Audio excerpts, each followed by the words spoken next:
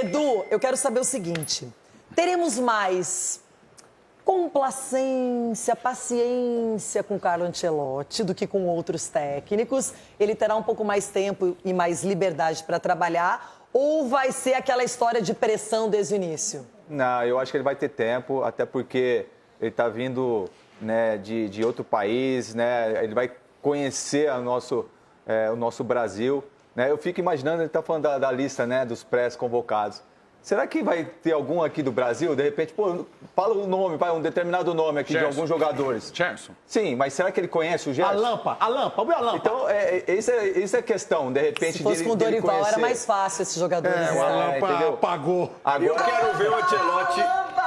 É pra quinta, é nós, Queiroz. Eu quero ver o Ancelotti nos estádios brasileiros, observando o jogo. Vai ser legal, vai ser uma atração. Vai ser uma atração à parte, entendeu? Vendo o Ancelotti nos estádios e Mas vai ver quem? Juventude e Mirassol. Aí eu te pergunto assim... Mas ele não vai querer convocar ninguém do Juventude a princípio. Pode ser que alguém suja, vire o nome. No Bragantino. O Klopp assistiu o jogo. Klopp assistiu o jogo do Bragantino. Mas ele é diretor. Mas ele é o Klopp. Ele estava no Allianz campeoníssimo.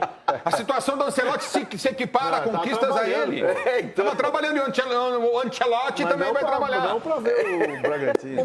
Mas assim, a gente fica imaginando mesmo, porque ele vai ter um ano, não é muito tempo. Parece muita coisa, mas é apertado. Às vezes, até tendo um ano, você consegue não absorver as coisas ruins que já passaram, ok. Mas eu fico pensando o seguinte, dá tempo dele conhecer mais aprofundadamente o futebol aqui do Brasil? Porque ele vai morar no Rio de Janeiro, vai acompanhar... Não precisa ir no estádio. Gente, para ver jogo, você pode ver o jogo da sua casa, da sua sala, ainda mais se você conhece. Mas é bom conhecer, eu acho que para ele vai ser legal. Ele já se ambientar mais, ele vai ser o técnico da seleção brasileira. Eu acho que ele vai dividir o tempo dele entre o Brasil e a Europa. Vai assistir os grandes jogos da Europa, vai ficar perto dos jogadores brasileiros.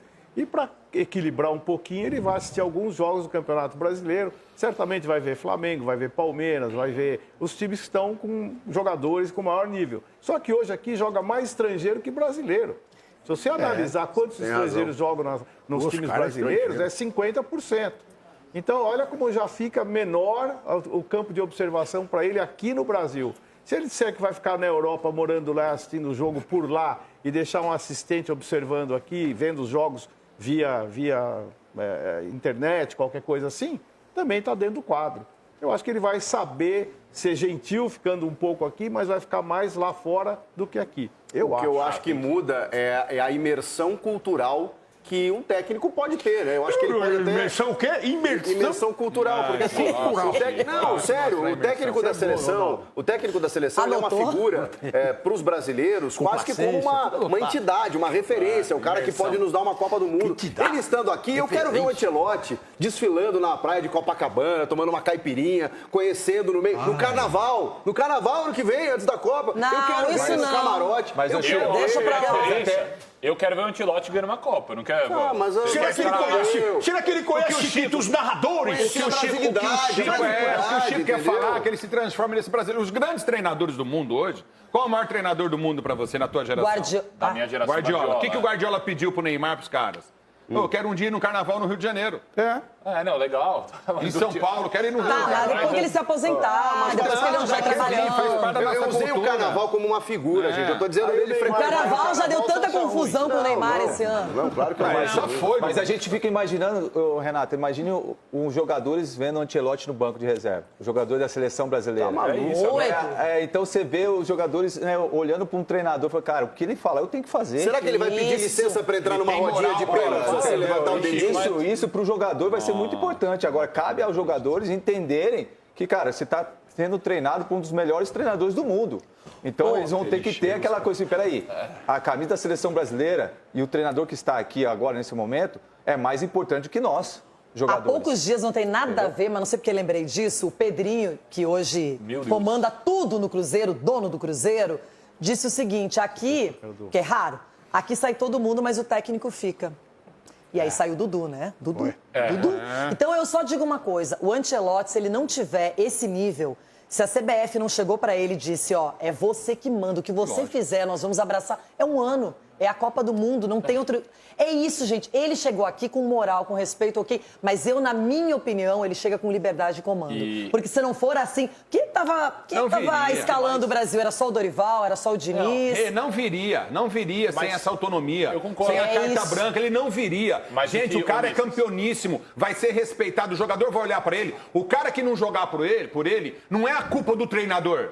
Vai ser a culpa do cara. Esse é o grande detalhe. Os valores serão invertidos na seleção brasileira. Porque antigamente só falava o quê? O treinador escalou mal, o treinador montou mal, o treinador não pôs na posição correta. Com ele não vai ter isso. A experiência, a bagagem, a história futebolística dele, como treinador campeoníssimo, vai fazer com que o atleta acorde para a realidade e fale, eu vou ter que jogar. Concordo. E se eu não jogar, eu tô fora. E acabou, ele vai fazer isso. Ele tem carta branca, certeza. Ninguém vai assumir a seleção com influência externa. Ele não vai aceitar. Não vão mandar ele mais. Não aceitou isso nunca no Real Madrid. Os empresários não vão mandar mais, então. Porque se for assim... Um ano, a tendência é que não manda. O principal problema da seleção, na minha opinião, estava no comando, né? Porque, a bagunça que tá a seleção. O Edinaldo colocou Ramon, Diniz, Dorival, totalmente perdido. Agora acertou em cheio com o Ancelotti. Acertou. Apesar de que a situação ainda é conturbada, não sei se vai ficar, vai sair. Só que os jogadores também, a seleção brasileira tem craques. E craques que não jogam nada. Só uma coisinha, não muda nada classificar em primeiro ou pela repescagem. Pela repescagem não é bom para ninguém. Mas hoje muitas vagas para a Copa do Mundo, esse número foi ampliado. Então o mais importante, eu não imagino o Brasil não se classificando para a Copa. É uma coisa que não passa na minha cabeça. A gente aprendeu com o Tite que eliminatória não vale nada. Que bom não vale, porque o Tite arrebentou nas eliminatórias e não segurou. Se cair na Copa não vai, foi mal, se ganhar a Copa foi bem. Em 2002 nós fomos campeões do mundo. Sabe qual a posição nossa nas eliminatórias? Quarto colocado. Nós penúltimo lugar das eliminatórias e fomos campeões do mundo em 2002. O último jogador que realmente jogou bola pela seleção foi o Neymar. Jogou bola, assim, pela seleção. Neymar. Depois do Neymar, o que ele fez na Copa ali, que fez gol contra a Croácia, tudo, nenhum jogador chamou a responsa bater no peito. Agora com o Ancelotti, o Vini Júnior no Real Madrid, era o cara que batia no peito, chamava a responsa. A gente espera isso dele agora na seleção. Mas quando você fala... A Champions ano passado, especificamente, quem é que assinou? Quem é que era o melhor do mundo? É o melhor do mundo ainda. Renata de 58, 62, 70... Tá, 94, 2002, a seleção brasileira não tinha só um protagonista, tinha 5, 6. Entendeu? Então as pessoas jogam muito nas costas do Neymar. O Neymar é sozinho na seleção. Agora chegou o momento do Vini Júnior ser, do Rafinha ser protagonista. Aí por isso eu acredito na seleção. Posso fazer uma pergunta para vocês, meus amiguinhos? Será que o Lancelotti, ele vai chamar os treinadores que passaram pela seleção, os treinadores que caem. Ronaldo, vai dormir, vai. Pergunta pra vocês.